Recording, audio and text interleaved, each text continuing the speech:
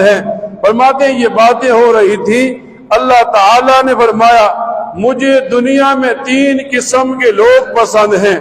فاقے پر صبر کرنے والا، یعنی بھوک آئی لیکن مسلمان کا ایمان ڈگمگایا نہیں، اسے اللہ پر یقین تھا، اللہ نے میرے رزق کا وعدہ کیا ہے مجھے دیے گا۔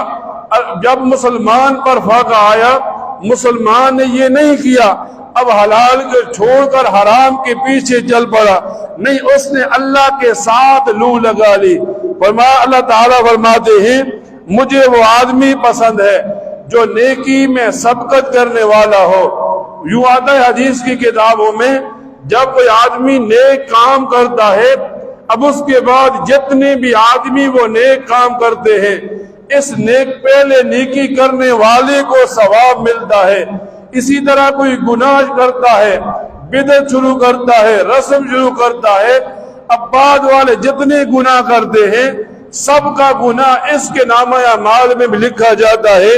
اللہ تعالیٰ فرماتے ہیں مجھے گناہوں پر نادم ہونے والا، توبہ کرنے والا پسند ہے۔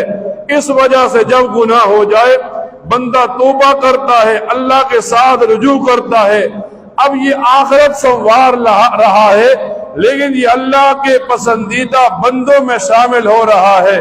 تو ایک مسلمان یہ واقعات سنتا ہے اس وجہ سے تاکہ ایمان میں زیادتی ہو، تاکہ مسلمان عمل کرنے والا بن جائے۔